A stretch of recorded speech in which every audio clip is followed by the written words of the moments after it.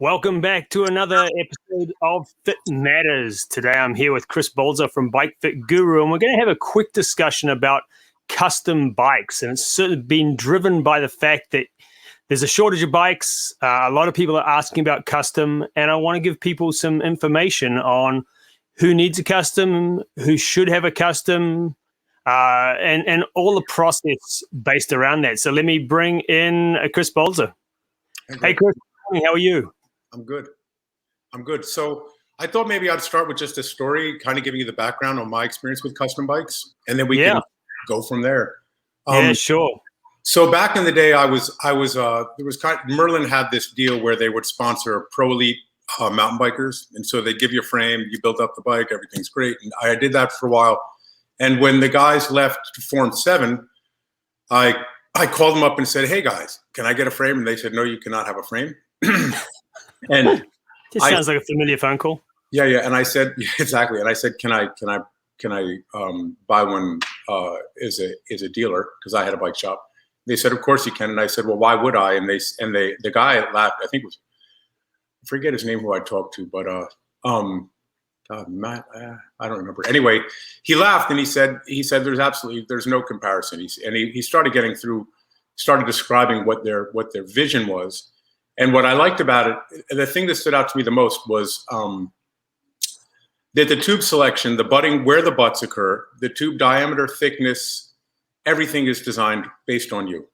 Now, this is a long time ago, and I kind of fit myself using a fit stick, which was what you did back then. Yeah. And they sent me the bike, and it was the most incredible experience I've ever had on a bike. And it wasn't all that much different than, this is the interesting point, is that it wasn't all that much different than like an 18-inch stock bike. I think the difference had more to do with, like, if you were to take the measurements, they'd be very similar. The difference was what they did to the tubes. And so I was into 7, and I started selling 7s in 1998 through the shop that I had, Steel Most Cycles. And the long and short of it is that shop folded. I started the bike. I was really into bike fitting at the time, and came out to Minnesota because that's where he was going, and started selling 7s. I started Eric's Fit program in '99, and we were 7 dealer, and I sold a ton of 7s to people using the Fit kit. And about 4 years into that program, we got a Waterford size cycle. So this would be 2003. Wow. That was the first size cycle we had, and so what would happen is I would use the Fit kit, they'd send back the preliminaries, I'd put them on the size cycle, and realized that it was wrong. Wrong in what respect? Well, the static measurement's more predictive of good positioning. I think 7's algorithm was ahead of its time back then, with regards to some of the questions that you and I would ask that we could use to predict how a bike would be too. You know, do you have low back? Well, the handlebars might be closer and higher, and the saddle might be further forward. Who knows? But when it came down to actually putting the person on the bike and seeing, it always required an adjustment, and I would send that back. What happened is that the outcomes were better. People were happier. I didn't have a custom 56 coming in that needed an 80mm stem. You know, those kinds of things, which is a little embarrassing, to be honest with you. You know, right. Put a shorty stem on a bike. Not that it's the end of the world, but it's not ideal. So I started my own business in 2006, BicycleFitGuru, and left Eric's. And Eric's was still a 7 dealer, so I took on Serato, and Serato had a different approach to things, but it was similar in the sense that he did a lot of work with the tubes. Right. And if you've been a Serato dealer and you know the Serato fit system, that he's very, the thing that was interesting is that he really, he paid a lot of attention to what he was doing, but I was still curious as to why all the bikes came in with head tube extensions. And I know that standover height's an issue, but a lot of the Seratos at the time had, 1 centimeter, 1.5, 2 centimeter head tube extensions. And so I found that's above the top tube. Above the top tube, yeah. And so I looked at, these bikes were all very, very conservative fits. And I know that comfort is paramount, but I still found myself making people a little bit longer and lower when I was fitting the custom bikes that would come in. And so I started questioning the data that's going into this. so what am I using as a metric to determine what we'll talk just first about the measurements, the contact points. What are my contact point? What do I use to guide that? And my theory in the day is that that version, the Serato Cycle, was a silver one, and it moved a lot. And I thought to myself, well, maybe this moves so much that the person ends up feeling the nervous system perceives it as unstable, and then you end up in a more comfortable position, a more conservative position. And I don't know if that's true or not, but it seemed fairly consistent. If I did test between that and the Waterford was like a boat anchor, so that thing didn't move at all. But it was cool that with the Waterford you could set up the geometry. You know, you could say, well, I want you to 73 degree C tube angle, 72.5 head tube angle, blah blah blah. But ultimately, what it came down to is that I had to learn how to manipulate the data that I was getting from the fit bikes and size cycles, combined with the person's existing bike, to come up with a solution. And that's really where it's not a shop. It's not a shop job anymore. A shop guy. No offense to the shop guys, but you know, in a shop you're busy selling a lot of bikes. I think the downfall of the custom bike, you know, it took a dip. And I think that dip happened with the onset of the sloping down tube. So, you know, compact frames, more riders, blah, blah, blah, fit more people. But I also don't think it's profitable. I don't think it was profitable shops. If I can sell a $6,000 carbon fiber road bike in 25 minutes compared to a $8,000 custom bike in 5 hours, because it takes a lot of work. I'm going to choose that. As a shop owner, I'm going to choose to do the carbon bike. So you know, I started doing Serato went out of business, started doing sevens again. And recently they and as an aside, Serato's back in business. Serato's back in business, and I'm selling Seratos again too. I've seen the steel. I haven't seen the tie yet. I have one order, so I'm excited to see that. So they started selling sevens. Everything's great. People love sevens. I sell, you know, 20 to 30 a year, and I have great outcomes. And Seven likes me as a fitter because I guarantee the work. I tell a person, if this custom bike isn't right, I'll buy it from you. You know, and well, but that's because it's not. I mean, I don't want to say it's not that hard, but it isn't hard. You know, you take a person, you make sure that either their bike or the size cycle or the modification of this you build enough error into the size cycle measurements that you can do the bike. I always tell a client, I said, you know what, this is exactly how it should be, but it's not how it's going to be.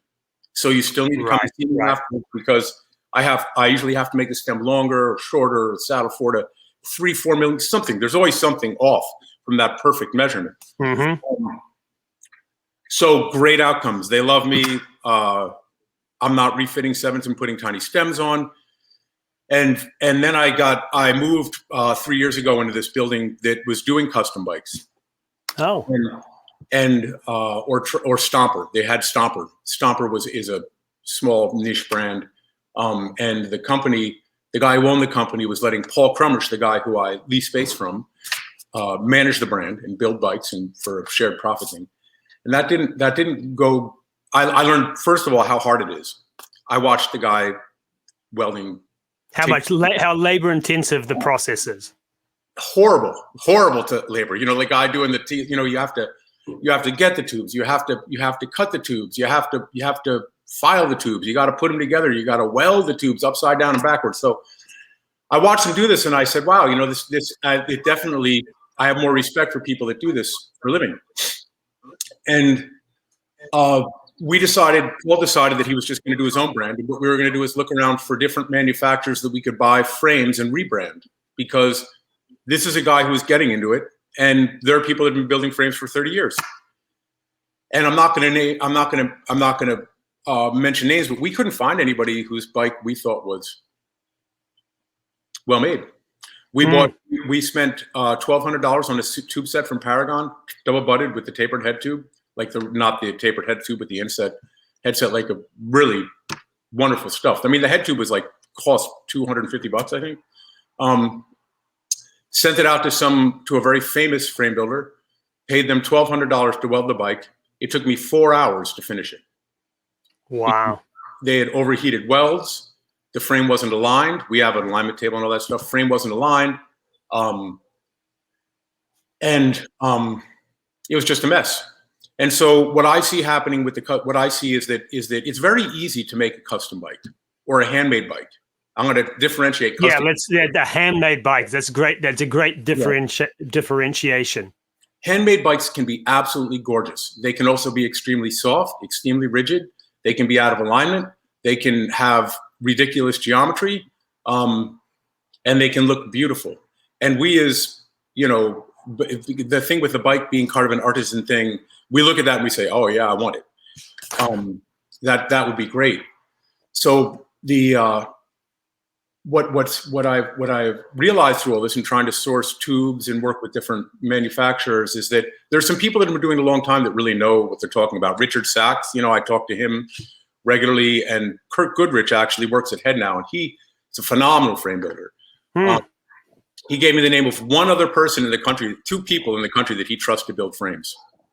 And he said it's because it's these people have a gift at doing it right. He built a fork. Kurt built a fork, a steel fork, a caliper fork, in 25 minutes without using gauges or an alignment table. And the fork was perfectly aligned. He threw a wheel in it and it was perfect. And I just blown away. I mean, he's bending the tubes over a piece of wood, So I have a lot of respect for both the handmade component and the custom component. But for my clients, I always push for the custom. I look at the design of a custom bike and I say, well, what is it about? I do mostly titanium. What are the attributes of titanium? Well, titanium it can be extremely stiff with large tubes and very thin walls. Straight tubes make it stiffer, and single gauge makes it heavier. Mm-hmm. So when I look at, and this isn't just a pitch on Seven, I think other people do it, but about 2 years ago, maybe 3, Seven came out with that new rear end with the Moto seat stays, which are thin and bent in 3 dimensions. Yeah. And that coupled with a chainstay that is S-shaped, that is round and then flattens out as it approaches the bottom bracket, you get all the vertical compliance you need without any of the torsional weakness.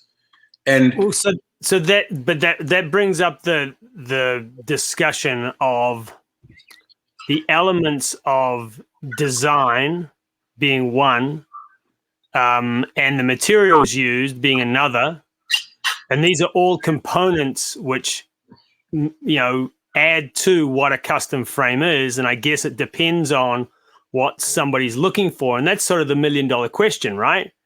Are you looking for a piece of art? Are you looking for something which is highly functional?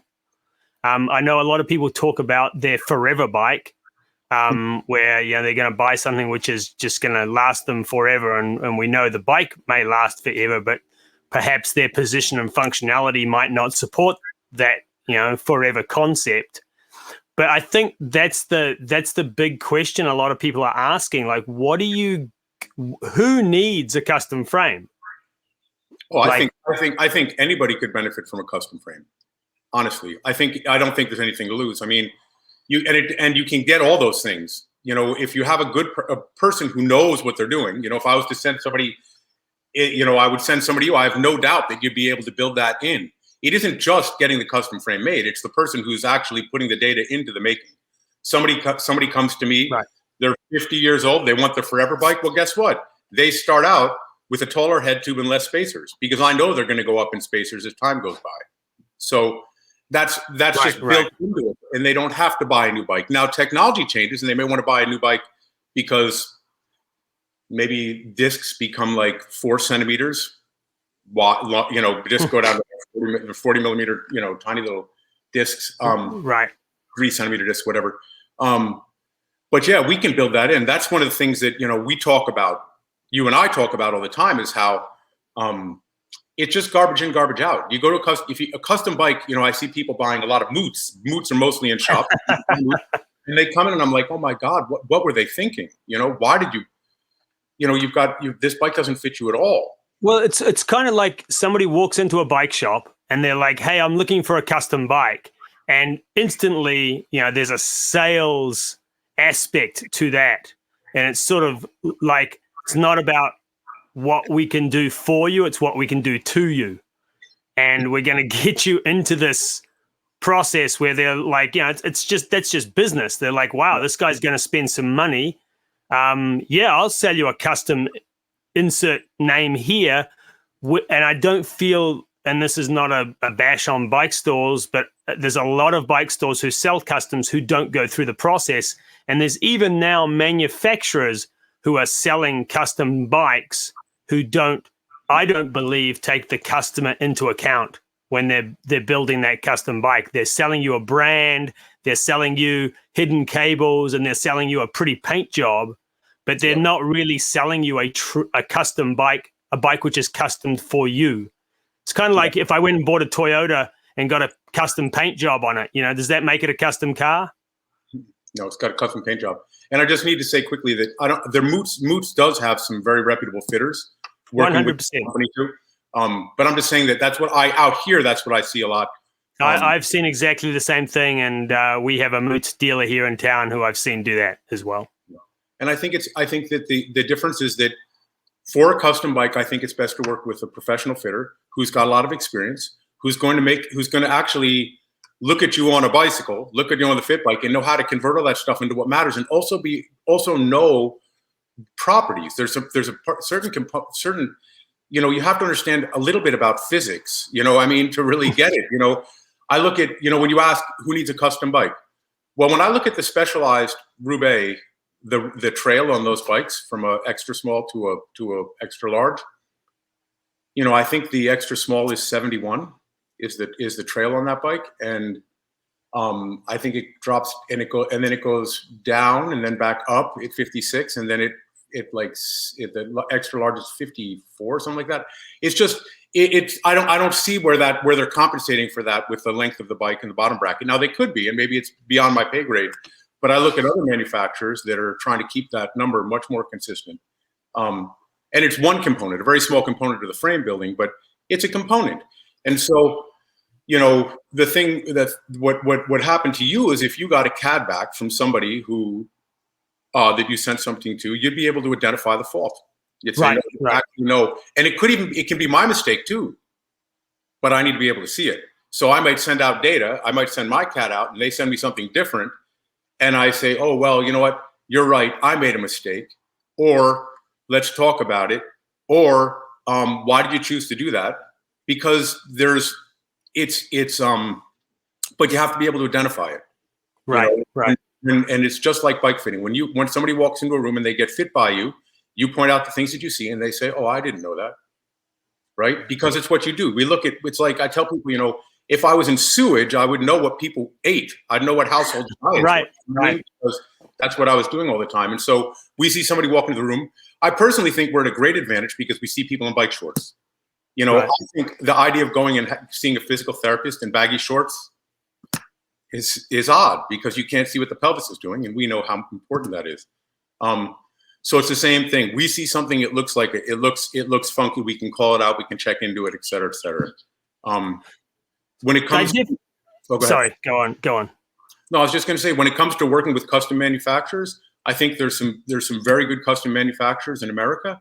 I think that I've had some issues with when I see something like a hardtail mountain bike come in, and I spec'd it with a 100mm fork, which around here there are no hills, it's all just turning. And then the bike comes back with a 140 because there were no 100mm forks in stock. I'm done. Never doing that again. And especially because that was over a $5,000 frame. I'm like, in what world does that work? A hardtail with that much travel. I don't know how to make that happen. And so, right. But I think there's some real good manufacturers, and there are probably some really good builders that I don't know about. There's probably some smaller guys too. But just go to the Handmade Bicycle Show. Yeah. If you go to the Handmade Bicycle Show, there's endless booths of all these people who are custom frame builders, and I almost those fall into two categories. I think there's a custom frame builder who is in the business of building custom frames, and then I think there are people who are good frame builders who will build you a custom frame, but they're not really in business. Because when I hear that there's manufacturers out here who, or frame builders who are like, oh, there's an 18-month waiting list for my frames. I'm sorry, you're just not in the business, because it doesn't take you, you can't tell me you're that busy. Yeah. And if you are, then you need to, scale your business in some way, shape, or form, because, I think almost there's a lot of cachet as well, right? People are like, oh, I'm getting, this guy to build my frame and I have to wait 18 months. And so that puts me into a different category, right? I'm like, I've got so much money, or I'm so whatever. I don't care that I have to wait 18 months for my frame, because then I'm going to have one and you're not. It's, supply and demand almost. Yep. I'm not sure whether in those situations that makes that a good custom frame. I don't know. I've heard from customers. Well, right now, like I have 7s that are going to be forever. They're like, yeah, we can get you the frame in 6 weeks, but the components are going to be 9 months, Right. So there's a component thing there for sure right now, but I have heard from, I talk to the manufacturer all the time, because I'm constantly getting shopped. They're like, well, what do you think about this? And there's definitely something to not being able to get it. There's the exclusivity, the not being able to wait, how long you've got to wait, blah, blah, blah, blah. I waited 3 years to get that bike. Great story. I mean, it is a great story, really. I mean, like, I waited 3 years, and this is unique to me. But the fact is that it really comes down to ride quality. And what I would rather see at these custom shows is I would like them to tell me why. Well, and I think that's where there's an opportunity. I think there's a huge opportunity with custom builders to actually communicate more with fit professionals, so we can get into this discussion about why you're doing your process. Like in my process, and I've got one going through right now where the customer comes and sees me in a fit first protocol. We go through the process. Here's the suggestion I make on the bike. That gets sent off to the manufacturer. The manufacturer, this is a good example of the process. The manufacturer sends their CAD back. I take their CAD, which is a little bit different to what I originally designed. I put it back into the size cycle, put the customer back on the size cycle, and we let them ride it. And in this particular situation, it was a very small bike for a very small woman, and they had a long reach handlebar on it, which just didn't make sense. And I'm like, well, there's no way a woman who's 5 foot tall is going to be on a quote unquote normal reach handlebar.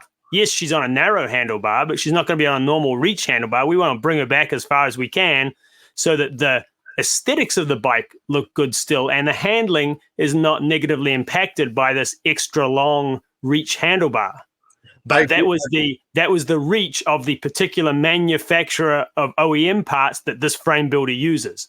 Yeah, so, we have to match the stem, the frame, and the post. Yeah, I get that part, but you're doing that at the expense of the ride quality and the rider experience on your custom frame. Yeah, and front center. Totally. So that's one of the things they should say, like there should be, I think there should be like a description, an explanation to consumers why. This is why. We got to put this 70 on here. We got to put a zip short reach bar because we had to make the top tube so tiny for you. You're going to get toe overlap. We need every single set. We need every millimeter we can get. You're going with the standard fork. This is the offset. This is the, this is the, so our head tube's here and blah, blah, blah, blah, blah. But like, I would like to know, what I want to hear is, I think one of the reasons that 7 was really successful in the start, and I think Serato did this some too, is they actually published like a metallurgy document and sourcing document. And what I'd love to know why, I think people would find it fascinating to know how hard it is for Ben Serato to make a down tube. It's not just, he has to start with a very large piece of titanium and have that thing shaped, and tapered and butted so that it has his signature tube set, which is just, it's a great tube set, but that's not cheap, And cheap, fast, and good, pick any two. Yeah, exactly. And so I think about that, and I now, having known over what I've learned over the years, is I actually don't know how a lot of these companies are making it, because the cost of the materials, the time, the labor, the finishing, it's a lot of work to make a custom frame. So for people, if anybody out there thinks that these guys are like, making a gazillion bucks, especially if they're going through us, they're getting cut twice. You know what I mean? Right. And And I think that whatever they're doing, however they're doing it, good for them. But there's a big difference. And for me, if I was going to buy $1,000 straight gauge, if I was going to buy a $800 straight gauge titanium frame versus a $3,500, $3,700 butted frame, I'd definitely take the $2,700 frame, because there's no value to going cheap on custom. Right. It just isn't there. There's a reason it's not expensive. It's because they're inexpensive titanium and very straight gauge tubes, and you can make it look great. You know, you can really, it all looks beautiful like a jewel. And well, especially with a great paint job, right? Oh yeah. Oh yeah, great paint. Well, that's the thing, is what's really funny is having refinished bikes too, is to see some of these frame builders, the steel bikes, what they do to make the beautiful frame paint. We've seen Bondo. We've seen stuff, but we've seen Bondo. We've seen Bondo on the tubes, where a tube might get dented somewhere in production, and they just fill it with Bondo. I mean, it's, oh my goodness. Yeah.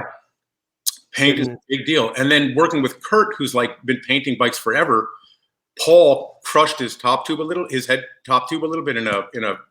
by mistake, or somebody did it on his Kurt Goodrich bike in a stand, and Kurt actually painted it out. Wow. He disappear by using different shading and colors. I was like, where'd it go? He goes, it's there. Doing makeup on bikes. Yeah. You take a flashlight and shine it down the tube, and that's the only way you can see it. He's completely made it disappear. So, right. Yeah, I mean, I love a beautiful bike. I love a bike with paint, but personally, in my experience, if you're going to spend that much money, if titanium, back in the day, titanium, like I had a Merlin Extra that I raced that I could hear the chain hitting the front derailleur every time I took a pedal stroke. And then I had a Merlin road bike that was awesome, but super springy. It was like, the rebound from that was incredible. Right.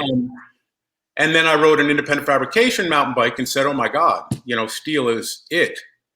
But if you can get the titanium to ride like steel and have the longevity and the weight, Right.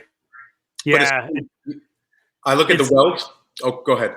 So I think it's one of the other things as well, is when we talk about custom frame sizing, this particular one I'm working on right now for a very small woman, originally the frame manufacturer, the builder, built it out with 700C wheels. And I'm like, when the woman came back in, I said, well, really we should look at a smaller wheel set for you, because this will allow us to we'll go down to 650B, allow us to create better geometry of the bike, so the bike will handle better. Does it make sense for you at 5 foot to be riding the same size wheel as me, who's 5'10"? We don't have the same size handlebars, same size stem, same size cranks. Nothing is the same size. So why would we have the same size wheel? So I think certainly with smaller riders as well, fitting 700C wheels into a small frame, it's a math equation. You just can't. Well, you can do it. Just the bike rides like a friggin' tail wagging the dog. Exactly right. Yeah, I totally agree. And I think that it would be great if their friends would, the only resistance I ever have to it is my friend said, oh, blah, blah. Yeah, blah. Exactly. Yeah. Nicole Cook won the world championship time trials on a 650 TT bike. I mean, against the best riders in the world. And they were on, some of them were on I think most of the rest of them were on 700s. Yeah. But so it's not about, it's a lot of the time it's about the ride quality. And I think that's one of the things which I sort of push for people with custom. There's the people who need custom, who are morphologically so far outside the bell curve. And I certainly think custom is more applicable to much smaller people. And obviously much taller people. It's better now, back in the day when we were dealing with quilled stems and, your stems jumped from 80 centimeters to 110 centimeters, and that was the only option. Custom, I think was more applicable back then. But now most people, you can get on a normally sized bike, maybe not from the manufacturer they want. And that's why I think people like you and I push the Fit First protocol. Yeah. So, come in and tell us, let us run our process and we'll tell you which manufacturer's bikes are more suited to you than others. But then there's the real need for custom. And then there's I want a custom. Like, I have a guy who comes in who's just a normal size guy, pretty good functionality. And he's like, I want something that nobody else has. And that's the custom market as well. Those are two different needs, and difference between need and want, I guess. Lots of people with morphological stuff need custom, absolutely, at the extremities. But then there's just, hell, if you've got 15 grand that you want to drop on a mosaic or a Serato or something like that, let's do it, because I like beautiful things too. Yeah, I totally agree. And I think that the people, my best line for those people that are morphologically, I wouldn't say challenged, but not consistent with the bell curve of the population, 160-pound person who rides a 56. Right. I tell them, you've never ridden a bike. Right. You've really never ridden a bike. You've ridden a bike that has been made to work for you. I mean, because I get people, 6'7", whatever, Mm-hmm. and they're all leg. And I think that that's an important consideration, is that, some frame manufacturers are very good at understanding how to change the geometry of a frame to provide a good ride quality, even in those bikes, which are like very tall, from a stack perspective, very short from a reach perspective. Proportionally, yeah. There's no doubt that when somebody who's really tall or really small, in proportions, gets on a custom bike, that their world comes alive. I mean, that's a different experience. Oh, it's unbelievable. You can't even imagine it. That's what I tell them. Like, doesn't do me any good to have demo bikes, because it's worse than me not having demo bikes, because you're going to be riding something that wasn't custom. Right. The whole idea is it's custom. You just got to trust me that it's going to be that much better. But I've never in 33 years of fitting, I've never had a single person not love their custom bike. Right. Yeah. And there's a really interesting, it's something I'm quite, I won't say disturbed about, but maybe disturbed about, is this current trend of using the term custom. So there's a manufacturer currently whose MO is, send me the dimensions of your current bike and we'll make you our custom bike. Yeah. And, it's all integrated. Yeah, everything's hidden and it's a pretty paint job, but that's not a custom bike. It's like hiding behind. And literally, I had a customer come to me and said, "Hey, look, I want this type of bike." And I was like, let's go through the process. And then when the manufacturer contacted me and said, "Yeah, well, if you just send us the dimensions of his current bike, that's how we'll make his bike."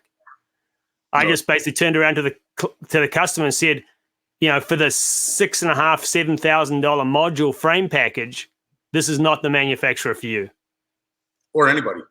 But right, well, but it is, it's a leading brand and they're pushing it and they've got huge marketing dollars and, but that's their whole gig, whether it's, and that applies as well. If you want to go out and spend $12,000 on a specialized S-Works and have 20 other people pass you out on the Saturday morning ride, all riding exactly the same bike because they do them as a production run, or you can spend that same money and get something which is uniquely yours. Yeah, you might have to wait a little bit longer for it, but the fact that it is uniquely yours, it's like going to a Savile Row and not the bike store, the clothing store. It's like going to get a suit made. When you get a suit custom, then it fits. So much. It's like, same with women, wedding dresses. You can either buy a wedding dress off but the difference with the wedding dress is you hopefully only use it once. Yeah. Twice if you're unlucky, 3 times if you've, 3 times you better get a new dress. Yeah. You're absolutely right. Like, and the funny story is that, I had a custom suit that was getting made for my wedding a long time ago and it didn't get done in time. So we went out to Macy's and I tried a bunch of stuff on, and I actually fit Calvin Klein really well, but not perfect. Right. And that's what it really comes down to, is that, when I would say, when I'm doing the fit first, what I do is it's same thing as you. We put them up, get them on the size cycle. I build in a little bit of error. And then I trace that and put it into a CAD.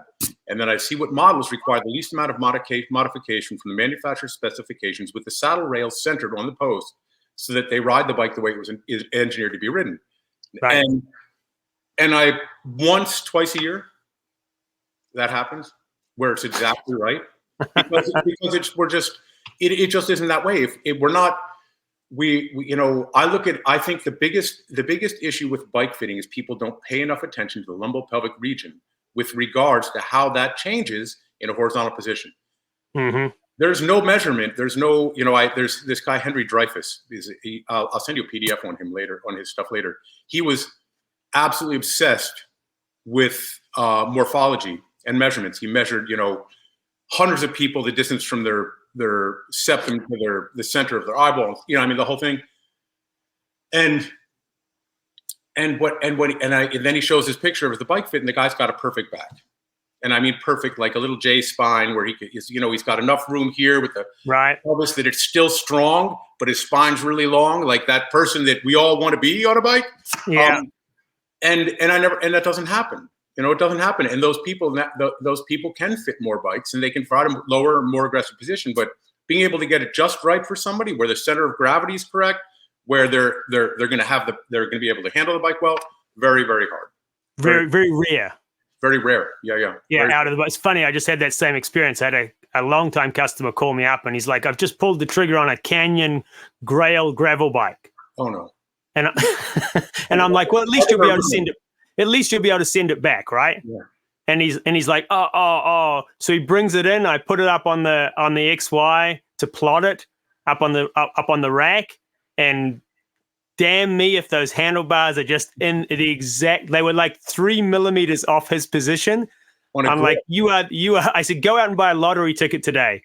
Yeah, you got because lucky. The chances of you fitting this bike were so slim, but you do, and it's the right bike for you. And that's a great example of, certainly people like Canyon and Quintana Roo are notorious for selling people the wrong size bike in that consumer direct model.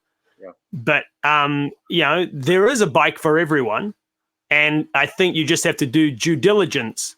And that might be a production bike with some modification, or it might be a custom bike. Yeah. And I think a lot of the time with custom is going to, be a little more pricey than, say, an off-the-shelf bike. But at the cost of a lot of sort of high-end bikes today, I would rather see a customer I won't say cut back, but opt for a lower spec group set and get a custom frame than go with the suboptimal frame and put Durace Di2 on it with carbon hoops. Yeah, I agree. I think it's a better way to go anyway. I mean, yeah, it's a lifetime frame, and it's important for me to remember what you just said was super. It's important for me to maintain that in the back of my mind, that it's true that, if a client of mine goes out and buys an SL7, he sure wasn't an SL7 client before, and they come in, sometimes you're right. Sometimes it's just right, and I have to eat growth. Okay, yeah, well, good job. It's very funny. I see it a lot in Europe. Having spent a lot of time with cyclists in Europe, the general population's process in Europe is they will spend a lot of money on wheels, they will spend a lot of money on a frame, and they will put Shimano 105 on it. Or a lower spec Campy group set. Whereas here in the US, if you're spending a lot of money on a frame, you got to put Durace on it. Otherwise, when you go to the coffee shop, everybody goes, "Whoa, you've got 105 on a Colnago VR." Mm-hmm. But really, the frame is the most important part. And when you look at the group sets these days, the current 105 Shimano is like Durace from 5 years ago. Oh, yeah. It's phenomenal. And so really the group sets don't make as much difference from a performance and the ride quality of the bike, where certainly the frame, its geometry, and the wheels and the rubber you choose will make much more of an impact on your riding experience. Massively. Yep. And I think that's another funny thing, that we get tire size, right? So I've also come to the conclusion that, our tires are getting so big that a lot of that special stuff that you do to a bike to make it ride well may not be as important, because you're basically riding clouds. I mean, you put 38s on a bike and it's soft. Well, even now, you just, growing up, we'd ride 19s and we'd have them at 120 PSI, and I'd be on a steel Di Bonardi or Benotto or something like that. Yep. You felt every bit of that frame. Yep. Whereas these days, if you put a set of, compliant hoops and a 28, and I run, on 28s, I'm running 72 in the front and 76 in the rear. I'm like riding on clouds. I can, so a lot of the wheel and tire technology now is sort of covering up for the shortcomings of the ride quality. Yep. And I'll distinguish their ride quality versus handling of the bike. I think those are two different things, right? Your ride quality is how smooth that frame is, but the handling is another thing. The handling becomes a intersection of your position and the geometry of the bike. Yeah, absolutely. And the conspiracy in me thinks that that we all got on train with those longer tires because carbon bikes ride shitty with 23s. Well, they do. Yeah, that is true. Yeah, right. It's funny. I did a ride over the weekend. We were up at one of the back canyons here in Las Vegas, and the road surface up this back canyon is terrible. I don't think it's been surfaced in 30 years. And I'm riding it on my, my Mavic carbon 50 mils. Ooh. And getting my fillings are dropping out. Mm-hmm. And then on Sunday, I went out on my steel Bottecchia, 1984 steel Bottecchia on low section campy box rims on full length spokes. And I'm like, man, this bike is so smooth over the road. And that's the difference, right? Longer spokes, more compliant steel frame. The tires will hide a whole lot of stuff, and carbon frames, 9 times out of 10 are pretty rough. Oh yeah. Same with rim. Yep. I mean, I tell people when I'm selling 7s, I say you can get yourself a carbon race wheel, but I like Ardennes. They're local. Yep. That's a great wheel. But it's a 1,500 gram wheel that costs not a lot of money. It's got great compliance and it's got good arrows, so it's balanced, and they don't need a lot of maintenance. I think the key is not needing a lot of maintenance for consumers, longevity, reliability. And if they want to get something that's super fast and deep dish in carbon, great, you can save some grams. But I like the way that aluminum rim rides. And I have Vanquishes, I have 4s, I have the whole thing, and I think that they're definitely faster. I mean, it's faster, but I'm 54 and all messed up. So for me, it really comes down to the ride quality. But these things that we're talking about are part of the process. Like custom bikes. Okay, so you've had some back problems. I'm going to get in trouble for this, but I look at the Damani and I look at the Roubaix.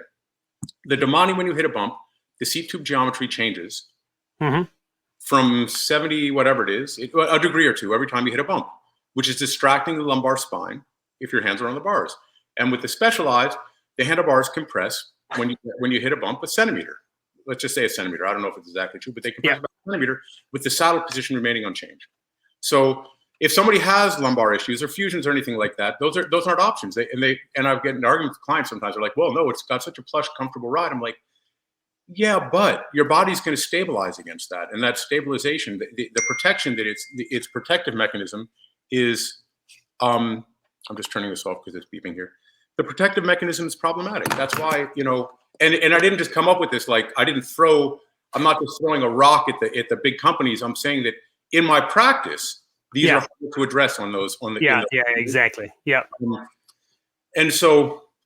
And they're good bikes. People love the heck out of them. And I like the fact I mean, when you look at across that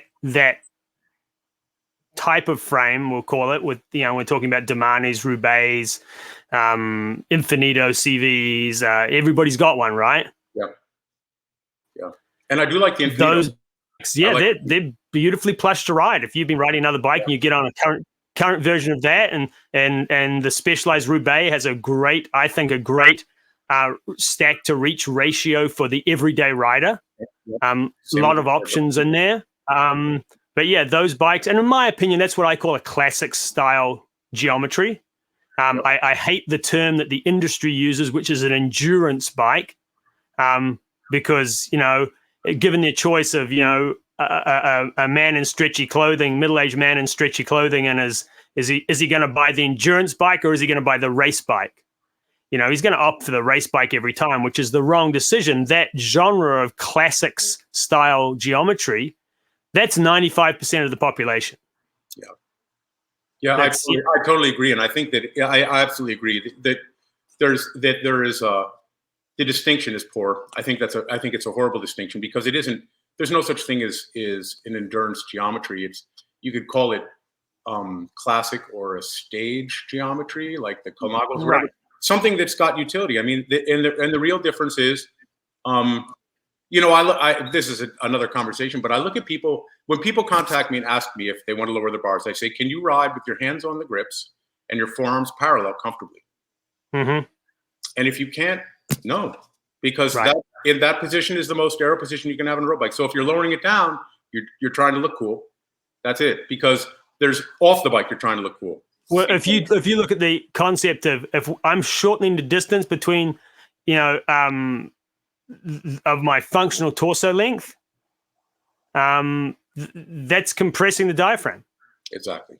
And yeah, if you want to compress your diaphragm to ride in the drops and gain some aero or something like that, last I checked, breathing is relatively important.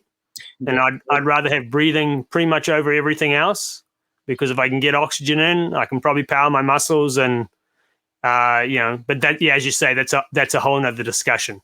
So coming back, if someone's looking for a custom bike, what are 3 things you're going to tell them that they really should pay attention to if they're in the market for a custom bike, whether it be by choice or by necessity? I would say the first thing is to find somebody who's reputable and has experience.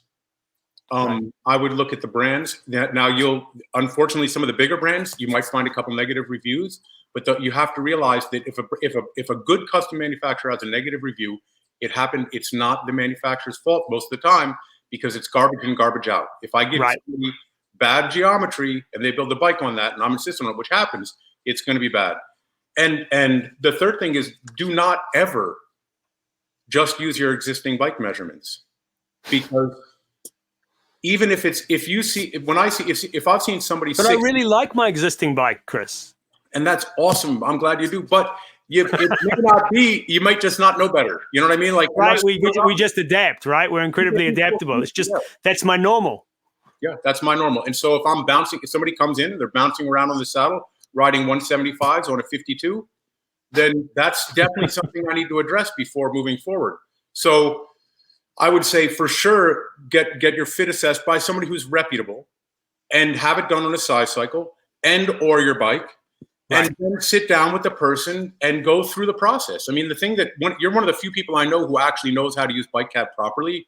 I know people teaching BikeCAD to fitters, and I look at this stuff and I'm like, whoa, wait. That when I take that drawing and put it into mine, you have a trail of 48. Or, oh, wait a minute, you didn't put the external headset cups on that bike. Which changes it. You got a 1 1/8 inch head tube, and you've given the stack reach. When you put the cups in there, it's going to change the geometry by a couple of degrees. So, when I trust you with CAD, we've had a lot of discussions about CAD.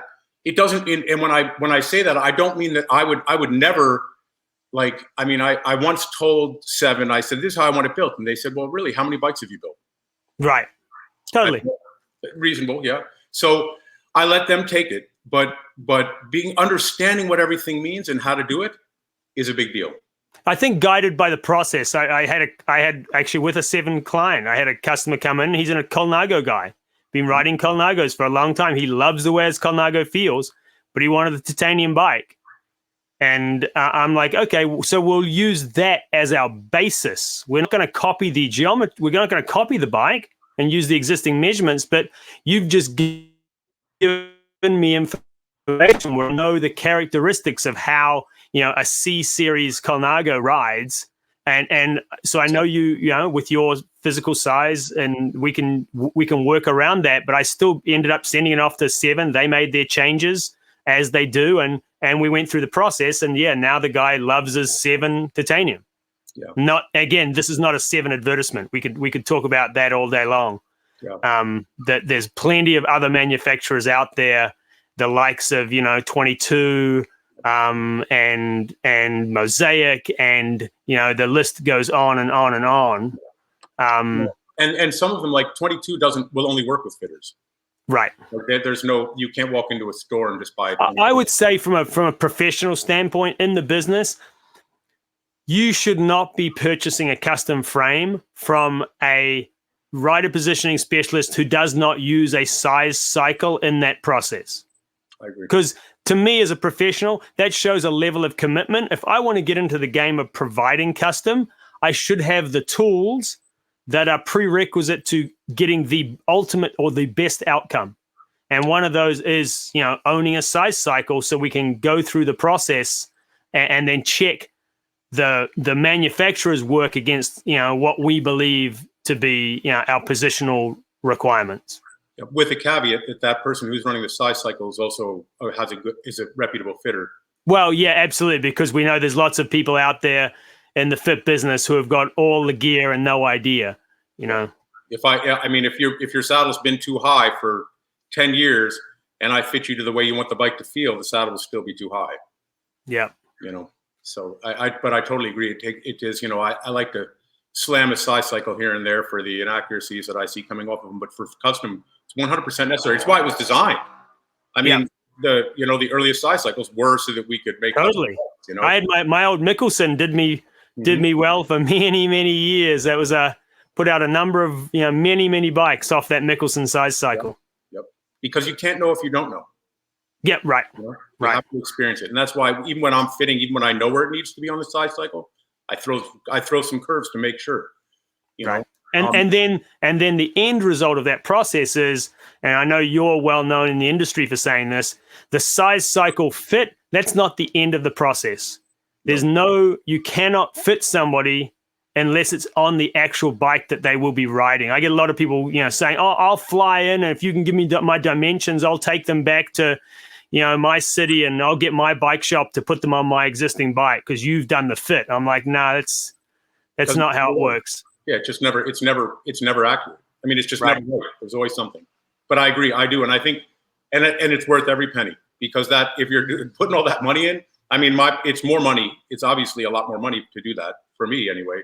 I expect it is for you too, because it requires a lot more work. But that final touch is it. Like if it's a 2-degree rotation on the hood, or if it's bringing the levers in because the shop didn't bring the levers in, if it's saying, you know what, this is the stem we're going to go with, but I'm going to put you on this stem for now, because we ordered this thing and it was the winter, and now you're riding and it's the middle of the summer, and or whatever.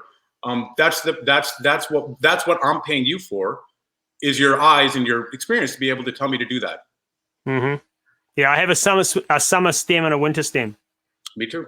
And I have a winter and summer stack too. I mean, I have spacers. I pull a spacer and stuff like that. And and for mountain biking, I change it all the time. I mean, I'm always, if I'm on a real crazy cross country course, I might drop my stem a couple spacers, or maybe take 5 pounds out of my front shock. If I'm going to go do some gnarly stuff, stem goes up, balanced out, the whole thing.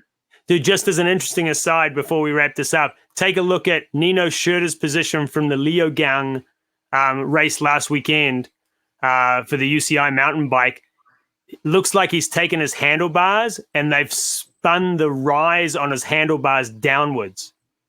So now it looks like he has a dropper handlebar on his, just as something interesting from mountain biking, and completely not related to what we're talking about here. But go take a look at that. You'll see it in every shot. You'll be like, whoa, what have they done to his handlebars? Well, maybe a little related, because with 29ers, you have to have a shock. And with the shock, the head tube's higher and it's harder to get it lower. Right. So we can either get on board and say this is how we should all ride our bikes, or people like, can have somebody do that for them.